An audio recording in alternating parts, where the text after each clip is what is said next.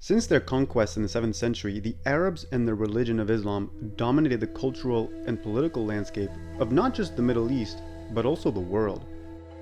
The Ummah stretched its influence across the Old World continents, with millions of people from all backgrounds participating in the economics, politics, and rituals of Islam. Despite the religion's Arabian roots, the Arabs only represented a small minority of Muslims.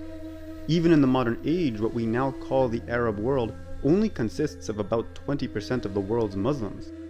Islamic civilization and the empires it spawned hosted a vast array of different people groups that all competed for influence and power, but all in the name of the Ummah of which they were a part of. Islam as a religion developed a kind of globalization that had never been seen before. It fostered a relatively cohesive network of learning and trade that different nations would participate in. People as far east as China and as west as Portugal all prayed towards and visited the same Arabian cities. They all praised and followed the symbolic authority of mostly Arab figures. They derived their entire legal and moral framework from a book that is supposed to be read in just one language, Arabic. As much of a force of globalization Islam was, to everybody else who wasn't an Arab, this process of Islamization also meant Arabization. Cultures from across the Middle East and beyond began to act, talk, and live like Arabs, to such a degree that we still often conflate the Muslim and Arab worlds as one and the same. Other nations would input their own influence in the Islamic world with the establishment of their own dynasties and empires, but the Arabs were always the dominant culture of the Ummah. As a result, many of the cultures, languages, and religions that once roamed the Near East, Africa, and Asia began to disappear. The Aramaic and Coptic languages that were once the lingua franca of Egypt and the Levant were replaced by Arabic. All of the different religions, both monotheistic and polytheistic, that once dominated the ancient world were now minorities in a land ruled by Muslims. Preserving one's culture and identity in the age of Islamic hegemony was something that was difficult to accomplish, with many of these nations and languages now lost to the sands of time. However, there is one nation whose cultures and customs not only survived this era of Islamic hegemony, but also thrived as its main beneficiary, a people who have continued to maintain their way of life for over 1,000 years after Muhammad's revelation. An imperial legacy so impactful to Islamic civilization and the rest of the world that the great Abbasid Caliph Al-Mamun would testify that the Arabs could not even last an hour without the help of these people.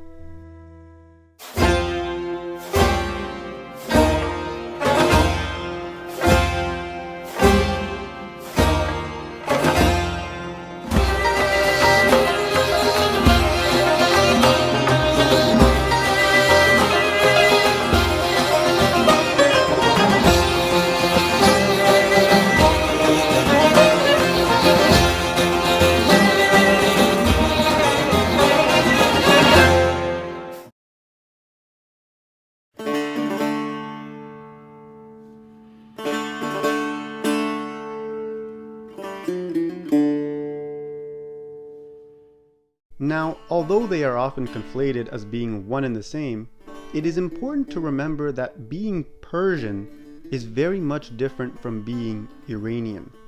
You see, Persian is both an ethnicity and a language that has its roots in what is now the Iranian province of Fars. To be Iranian, however, is to conform to a national identity that binds itself under a common geography, language, religion, and history.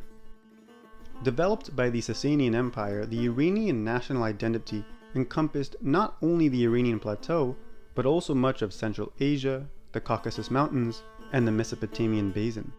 Along with Persians, other ethnicities like the Baluch, Kurds, Pashtuns, and Tajiks are considered to be part of the larger Iranian nation. This mix-up between the Persian and Iranian identities is mostly a result of the power and prestige Persians traditionally held in the Achaemenid and Sasanian empires. The Persian language, also known as Pahlavi, was the dominant language of imperial affairs, influencing the rest of the Iranian languages and dialects that are still spoken today. The Sasanians, being Persian themselves, centered Iranian nationalism around the Pahlavi language as a means to both spread their culture and maintain their hegemony throughout Greater Iran. As well as the Persian language, the Iranian national identity was also bounded by a common religion. The Zoroastrian faith was the official state religion and the main article that associated non-Persian Iranians as part of Greater Iran. The rituals, stories, and values that stemmed from the practice of the faith allowed for other ethnicities to identify themselves as being part of the same community and thus the same nation. It is language and religion that ultimately determined what the Iranian identity was. But with the Arabic language and religion of Islam quickly becoming the norm, that was all about to change. The Muslim conquest of Iran and the overthrow of the Sasanian Empire was relatively swift but not necessarily complete. Despite the death of the last Sasanian Shah, many Iranian tribes and provinces continued to repel the Muslim invasions for decades, establishing their own kingdoms and dynasties in the northern Caspian region of Tabaristan. Although headstrong in defending their faith and national identity, these small Iranian dynasties would eventually become Islamified due to the economic and political pressures of the Caliphate. The dynasties would enjoy full religious and political autonomy within their territories, but they were ultimately subordinate to the Muslim Caliphate, paying a tribute in the form of the jizya tax. Iranians not only made up a solid portion of the Caliphate's total population, but it also made up the majority of the educated and political classes that would administer the empire's affairs. Prior to the Muslim invasions, the Sasanian Empire hosted some of the greatest intellectual centers of the ancient world, and was one of the most stable political entities of its time. Like the Greeks and Parthians before, the Arabs needed to adopt the political culture of the Persians in order for their new empire to survive. From its first few decades of being an imperial power, the Caliphate was very much under the influence of Iranian people, as its government was completely reliant on them. Arabic was, of course, the language of the caliphs, Islamic theology, and the Ummah's lingua franca, but it was the Persian language that dominated the courts of the government. This dependency on Persian bureaucracy was especially troubling for the Umayyads, who advocated for an Arab supremacist Ummah. The Iranians, along with other non-Arab populations, faced systemic oppression, as they were seen as culturally inferior to the Arabs who had brought Islam to the world. While other non-Arab ethnicities were definitely dissatisfied with the Umayyads and their racist policies, it was the Persians who were by far the most pissed off. During the Abbasid revolution, Iranians played a pivotal role in overthrowing the Umayyads. The Iranian province of Khorasan was the place from where the movement started, and the Persian general Abu Muslim was the main figurehead of the uprising. In fact, the power and prestige enjoyed by the Abbasid Caliphate was completely reliant on Iranians. Baghdad, as both an imperial capital and intellectual center, was modeled by the Sasanian cities of Ctesiphon and Gondishapur, which prided themselves in hosting a diverse array of people from all over the world to study and trade. Texts written in the Pahlavi language were translated into Arabic, preserving and modifying Persian literature such as the famous 1001 Arabian, or rather, Persian Nights. Many of the famous Muslim intellectuals that gave Baghdad its prestigious reputation, like Ibn Sina, Al-Khwarizmi, and Al-Razi, were of Iranian descent. The Caliphate's bureaucracy and high court officials mostly consisted of Persians, many of whom were the descendants of royal Sasanian families. This Iranian influence in the Abbasid courts would also impact Islam as both a religion and legal system. The madhab, or school of jurisprudence, that the Abbasids applied to their legal codes came from the teachings of a Persian imam by the name of Abu Hanifa, who was the founder of the Hanifa madhab, the most popular school of thought in the Muslim world. In fact, many of Islam's greatest theologians for both the Sunni and Shia sects, like Al-Ghazali and Sheikh Tusi, are of Persian origin. In almost every respect, the Iranians controlled every aspect of the Abbasid Empire's politics and society. But despite their influence and integration into Muslim society, Iranians still yearn to define themselves as a separate nation from that of the ever-growing Arab world. With the plateau becoming ever more entangled in the Islamic religion and its politics, Iranians now needed to shape their identity around this new cultural movement that they were becoming a part of. One of the ways in which Iranian kingdoms and nations defined themselves was through the adoption of the Shia sect of Islam, distinguishing themselves from Sunnis who made up the vast majority of Muslims in the Abbasid Empire. One of the first dynasties to adopt Shiism in the name of Iranian sovereignty were the Justinids of Daylam in what is now the modern province of Gilan. Originally followers of Zoroastrianism, the Justinids converted to Zaydism, the oldest and second largest branch of the Shia sect. Zaydism, along with the other forms of Shiism, would enjoy legitimacy and growth in the Caspian region of Iran for centuries, but would always be under the shadow of the much larger Sunni dynasties that dominated the wider Muslim world. These different Shia states would coexist with the Abbasids, but remained subordinate to the authority of the Arab Caliphate. So if Iranians wanted to have their own sovereign state, they were going to need a caliph who would support them, or better yet, be one of them.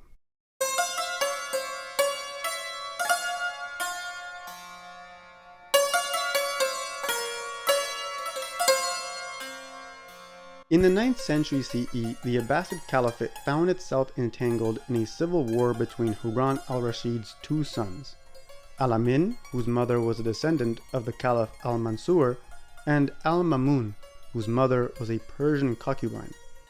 Due to having more pure Arab blood, Al-Amin was chosen by his father to be the next caliph, while Al-Mamun was to be the governor of Khorasan.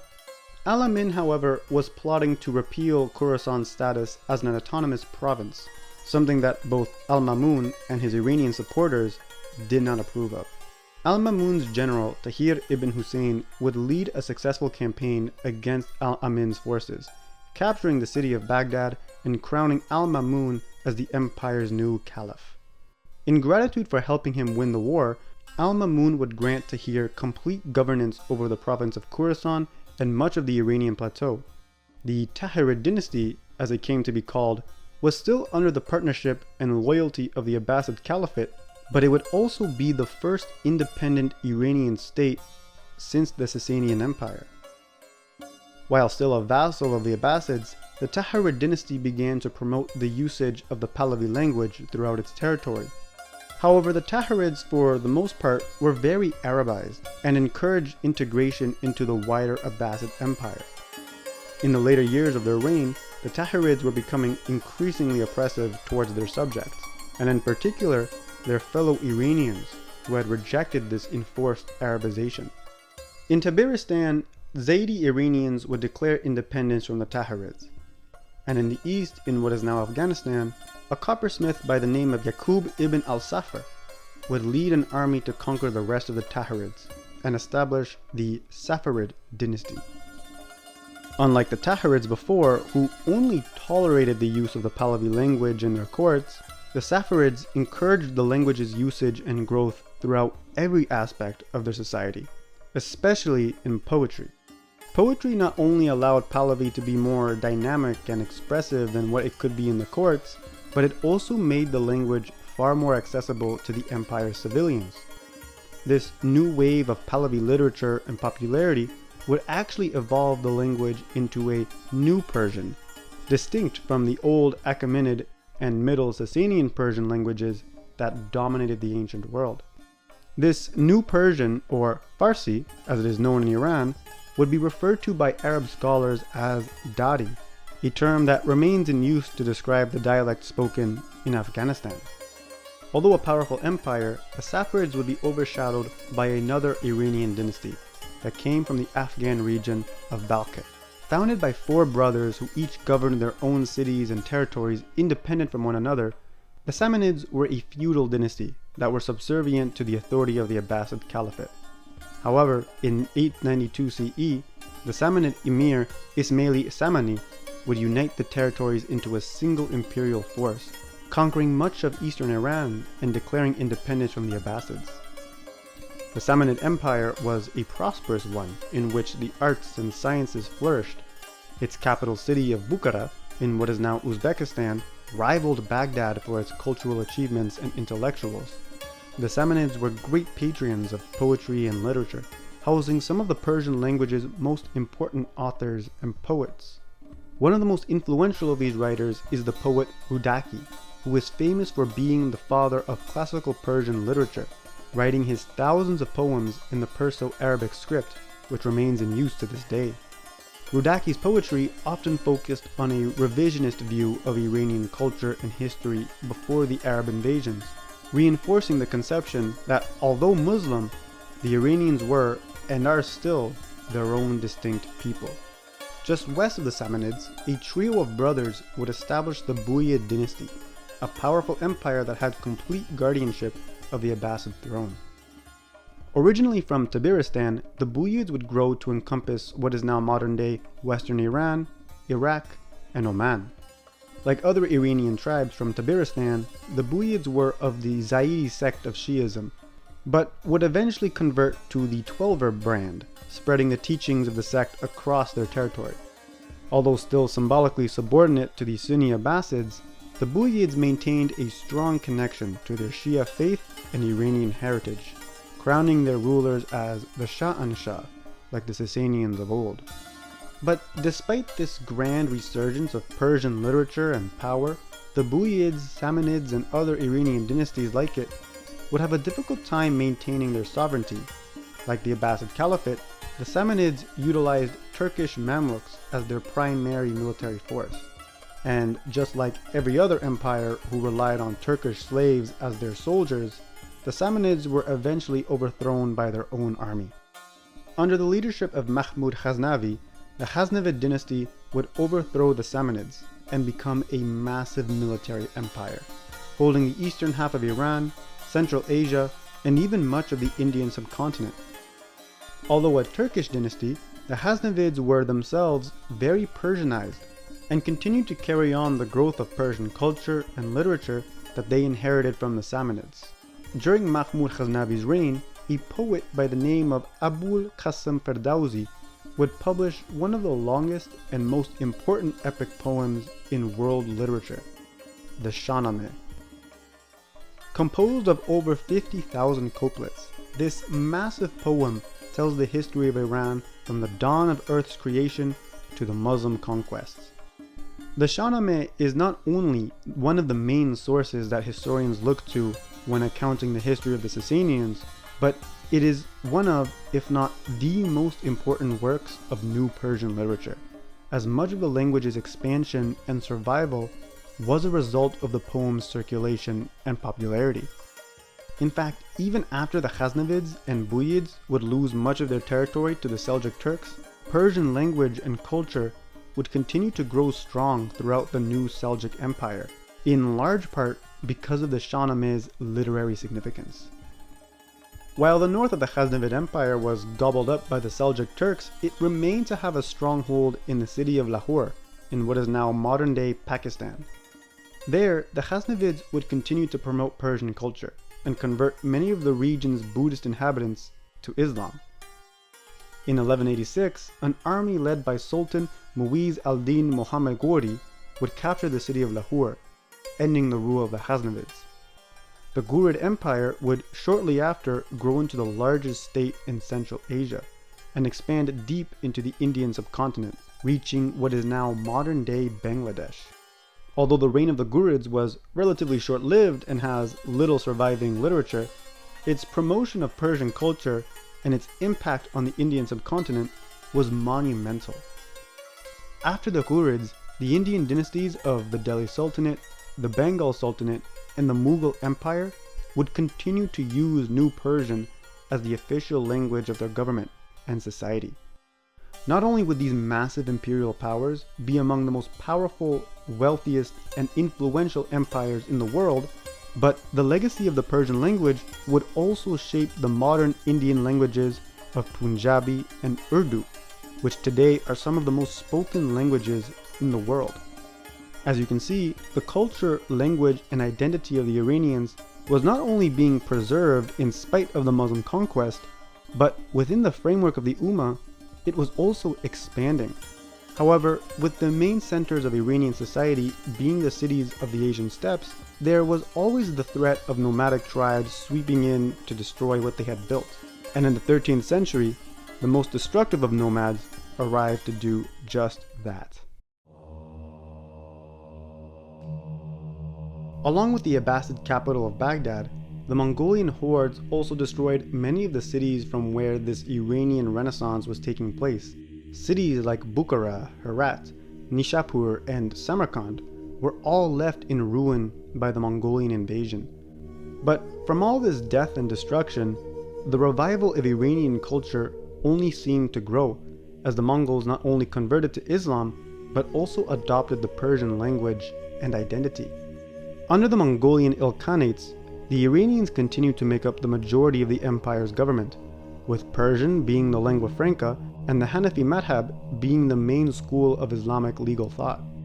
Although originally from the steppes of Mongolia, the Ilkhanate Khans tried to advertise themselves as the legitimate successors of the Sassanians, commissioning the republishing of the Shahnameh with illustrations that depicted a Mongolian-washed version of the poem's historical characters. During the infamous reign of Timur the Lame, the Mongolian-led Iranian revival would only accelerate. The territory that the Timurids held encompassed all of what is considered to be Greater Iran, spreading Iranian culture, language, and identity at a rate that had not been seen since the Sassanians. Cities like Bukhara, Herat, and Samarkand were not only rebuilt, but also thriving as they continued to host Persian artists, scholars, and writers, who were themselves the main figureheads in what is often called the Timurid Renaissance. Persian scholars like Jamshid al-Kashi and Nur ad-Din Jami would greatly contribute to Islamic arts, philosophy, and science, all while promoting the usage of the Persian language. The Shahnameh would have another illustrated rendition in the form of the Beng Songhar Shahnameh, which not only updated the original language and verses, but also set the standard for Persian miniature albums, an art form that would dominate Persianized societies for centuries. Despite this rich cultural resurgence, the Timurids would not be able to hold on to all of Iran, as Turkic tribes from the Caucasus Mountains would establish powerful tribe confederacies that occupied all of eastern Iran. These Turkoman empires of the Karakoyunlu and the Akkoyunlu confederacies continued to promote Iranian culture, speaking the Persian language in their courts and crowning their rulers as the Shah. Over time, however, the title of Shah would eventually be replaced by the more common Padeshah or Padshah, a title that has been in use since the Achaemenids, but was now becoming popular among the rulers of empires like the Ottomans and Mughals, which both used Persian as the language of administration and had an overall Persianized society. So, whether ruled by Mongols, Turks, or Indians, Iranian customs and society continued to not only be normalized, but also expanded. The governments of the Mongolian Khans, Ottoman sultans, and Mughal Badishahs didn't just call their rulers Shahs and use the Persian language, but they also practiced the Persian Hanafi school, contributed to Persian art, and continued to advocate for the revitalization of Iran's history and identity. But with all that being said and done, the Iranians were still being ruled by foreigners. The fact that these foreign empires promoted their culture and language wasn't enough to satisfy their pride and honor. The Iranians wanted their own nation. Iranian dynasties and emirates roamed the plateau as their own sovereign states, but they were always being undermined by the larger influence of Arab caliphs, Turkish sultans, and Mongolian khans. On top of that, the many different tribes, languages, and religions that called the Iranian plateau home made the establishment of a united Iran difficult to conceptualize. So, if the Iranians were to achieve a united, independent Iran, they were going to have to fight for it, not only militarily, but also ideologically.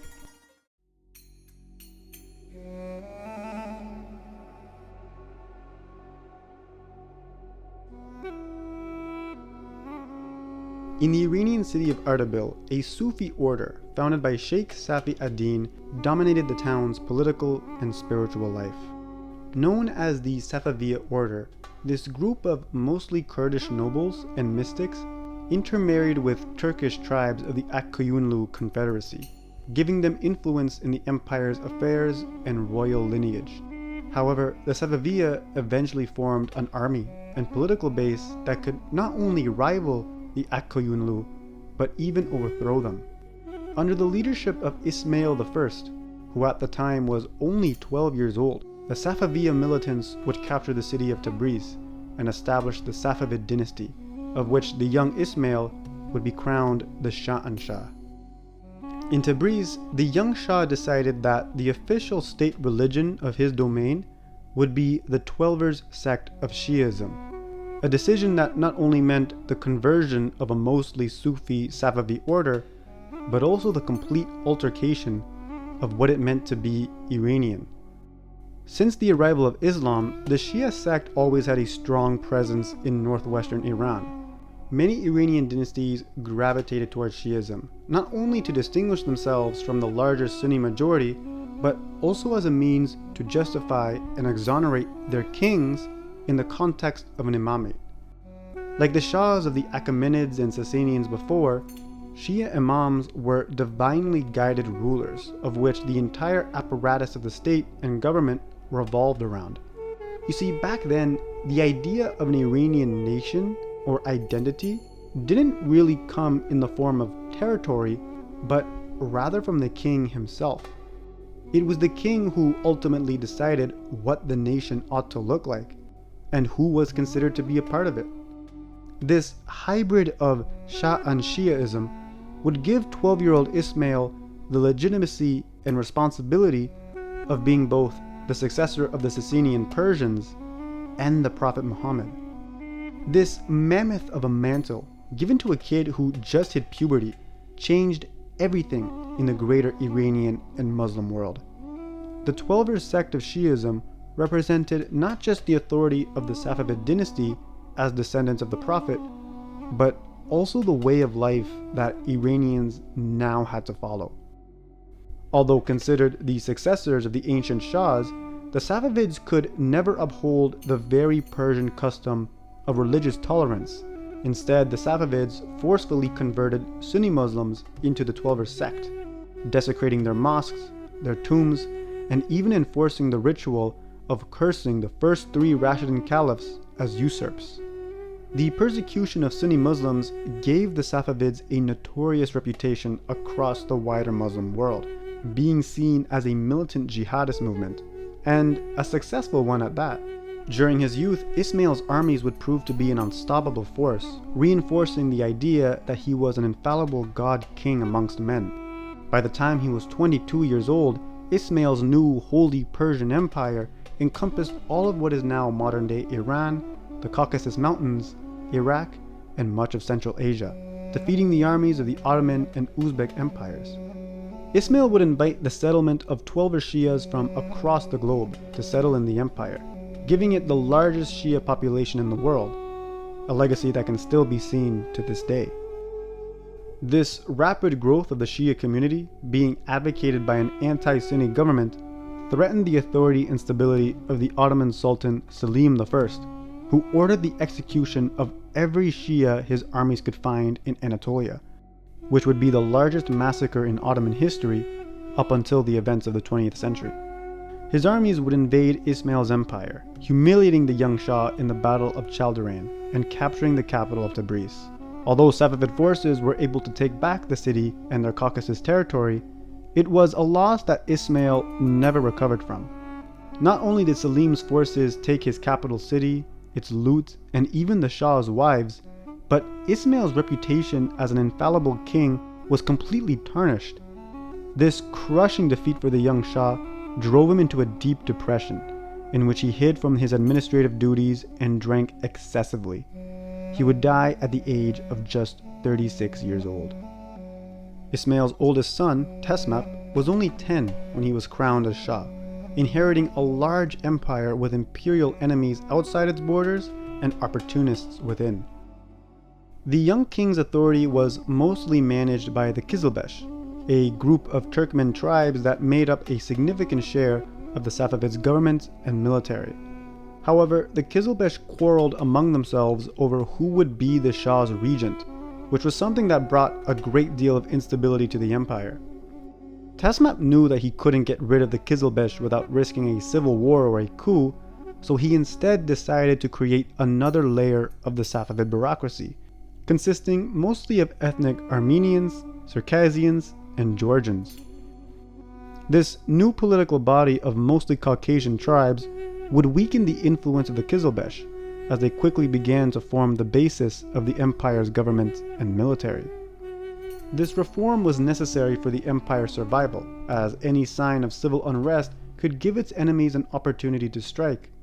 Although not as successful as his father on the battlefield, Tesmap was able to use diplomacy to ensure the empire's stability and influence. When the Mughal emperor Humayun lost his throne to Pashtun rebels, he sought asylum from Tesmap, who warmly welcomed him. When Humayun asked the Shah for his help in restoring his throne, Tesmap insisted that he would only aid the Sunni emperor if he agreed to convert to Shiism. Humayun agreed, and when the Safavid armies assisted him in reclaiming his throne, the Mughal emperor granted Tesmap the city of Kandahar to be a part of his empire. As well as being a great politician, Tesmap also had the reputation of being an eccentric patron of the arts. Under his rule, he would order the publication of perhaps the most famous and impressive of the illustrated Shahnameh works, which has been creatively referred to as the Shahnameh of Shah Tesmap. Poetry and other forms of literature also flourished under Tesmap's rule, especially in the newly evolving Azerbaijani language that was becoming increasingly popular during Safavid rule. But the most important artistic expression Tesmap patronized were the world-famous Persian rugs. Carpets were always a cherished art form in Iran since antiquity, but Tesmap's invested interest made the rug's production into a pristine craft and national industry, exporting it as a luxury to the Ottoman, Mughal, and European colonial empires. Persian carpets would become and remain to be world famous, with the rug being the most eye-catching and often most expensive piece of furniture in a room. But with all this new artistic flair and glamour, the Safavids were still struggling to keep their empire together, especially after Tesmap's death. His son, Ismail II, was first in line for the throne, brutally cracking down on the Kizilbesh and his own brothers, blinding and even killing them. This made Ismail unpopular in the courts, and in 1577, just a year into his rule, he was poisoned by his own concubines. Ismail would then be succeeded by his older brother Muhammad Qodobanda, who was previously discouraged from being Shah due to his partial blindness. His rule was plagued by the continuing hostilities between the different factions of the Kizilbesh and Caucasian tribes. This instability allowed for the Ottomans and Uzbeks to capture large swaths of Safavid territory, including the former capital of Tabriz, which at this point had been moved to the city of Kazvin. Due to his weakness and inability to stabilize and protect the empire, Muhammad Qodobanda was overthrown in a Kizilbesh coup, being replaced by his 16-year-old son Abbas as the empire's new Shah. As Shah, Abbas inherited an unstable and ever-weakening empire that his father failed to recuperate. Although he was brought into power by the Kizilbesh, Abbas understood that their influence in imperial affairs was detrimental to the empire's stability. During his reign, Abbas expanded the Caucasian third layer of Iranian society, completely undermining the influence of the Turkish Kizilbesh in the courts and military. After consolidating control in the army and courts, Abbas focused his attention towards recapturing the territory his predecessors had lost. He began by sending a great deal of emissaries over to Europe to ask for support against the Ottomans. Seeing how the Ottomans and their ally France were the greatest adversaries to the Habsburgs, Spanish, and English crowns, the diplomatic mission was successful in establishing a strong alliance between these imperial powers. With the help of the British militia, Abbas reformed his military into a modern standing army, using infantry armed with firearms as opposed to the traditional cavalry armed with arrows. With these new reforms, Abbas's forces could not only rival his competition, but even surpass them. By 1625, the Safavids were able to recapture all of their lost territory and more from the Uzbeks, Ottomans, Mughals, and Portuguese, controlling an empire that encompassed modern-day Iran, the Caucasus Mountains, Mesopotamia, most of Central Asia, and Persian Gulf. This territorial reach made the Safavids one of the most powerful and wealthiest empires in the world, which was something its new European allies benefited a great deal from. With the mighty Portuguese Empire having lost its Arabian holdings, the Shah granted exclusive access to the newly emerging East India Trading Company, opening a new avenue of commerce between Iran and the rest of Europe. Trade between the Safavids and their European allies resulted in a boom of Iranian industries, with products like pearls, silk, and textiles being in high demand. The consumption of Iranian commodities and goods exposed Western nations to Persian culture and customs, introducing accessories like the Persian rug and high heels that would become status symbols among the European elite. Although known for his expansion of Safavid culture and territorial influence outside Iran, it is what Shah Abbas did inside Iran that makes him one of the nation's greatest rulers of all time.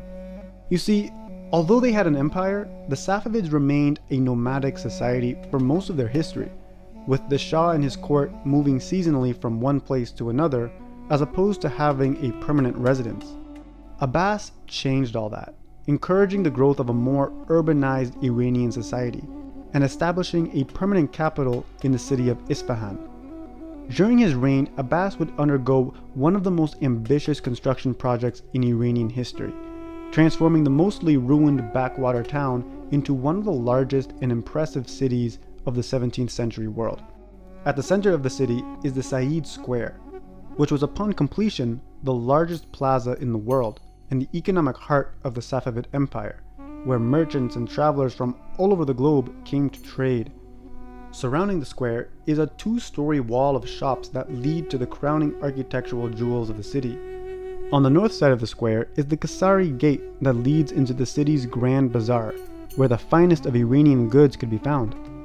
East of the square is the Sheikh Lotfallah Mosque, a private mosque intended only for the use of the royal court, complete with some of the best artistry Safavid Iran had to offer. The western side hosts the Ali Kapu, which served as the Shah's resident palace. And finally, on the south side of the square, stands the jewel of the city, the Shah Mosque. Used by the public for Friday prayers, the Shah Mosque is easily one of the greatest feats of Safavid art and architecture, with its arabesque marble carvings, calligraphic inscriptions, and 7 color mosaics. Indeed, this square and the city of Isfahan as a whole represented the zenith of Safavid culture, power, and influence. Throughout his 40-year reign, Shah Abbas was able to transform Iran from an unstable nomadic society into one of the most powerful, wealthiest, and sophisticated empires of its day, making him, easily, one of the most important figures of Iranian history. However, despite his grand achievements, Abbas's reign would also mark the beginning of the end for the Safavid Empire. Abbas was by all means a charismatic and visionary leader, but towards the end of his reign, he was also becoming extremely paranoid. His ascension to the throne was by overthrowing his own father in a coup, which was something he feared his own sons would do. Out of complete paranoia, Abbas would kill, blind, and imprison his only 3 sons, disabling them from ever becoming Shah. Abbas is known to have regretted these actions later in his life, leaving the great king to die a miserable man by the age of 57. The throne would be inherited by Abbas's grandson Safi, who was, by all means, an incompetent leader, having no interest in maintaining the empire's culture or government, and instead concerned with his own luxuries and partying. He would be the first of many other weak Shahs that would be spoiled from Abbasid success but never expand on it. And when your entire empire and national identity revolves around your king/imam, a weak leader ultimately means a weak nation. After the death of Abbas, the Safavids would once again slowly begin to destabilize, losing their territory to their old Ottoman rivals and the rising Russian Empire. Its control of the Persian Gulf would slowly be under the increasing influence of the British and Dutch navies, whose power and wealth was only growing. And yet, with all this loss of territory and revenue, this new generation of Safavid Shahs continued to indulge themselves with tobacco, wine, and women, having no interest in their empire's administrative affairs or even leaving their palaces. This, of course, would have consequences as the empire's subjects, particularly the Sunni ones, began to rebel. In 1722, the Shah Sultan Hussein would be overthrown by the Hotaks, a Pashtun dynasty from what is now Afghanistan. The Hotaks and their Sultan Mahmud would rule much of what the Safavids had left in their possession. But with the chaos brought from the coup, the real beneficiaries were the empire's neighbors. In 1724, the Ottomans and Russia would sign the Treaty of Constantinople, partitioning the western territories of Iran to their respective empires. Iran was once again controlled by foreign powers.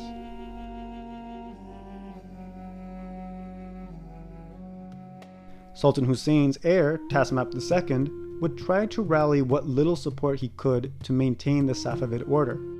Desperate, he asked for support from the same Kizilbash tribes that his predecessors spent decades undermining.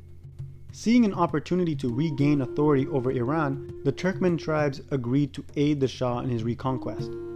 But there was a problem. Tasmap wasn't a commander. In fact, he came from a generation of kings who did little else other than partying in their palaces. If the Safavids were going to take back their empire from the Hotak tribes and the massive Ottoman and Russian armies, they were going to need a general. And when conquering the Iranian plateau, generals can't just be good. They have to be legendary. Next episode, we engage in the campaigns and conquest of Nadir Shah, one of the greatest military commanders the world has ever known. We will explore his life story and come to understand how this son of a peasant not only became one of Iran's most formidable rulers, but also how he single-handedly changed the course of world history forever.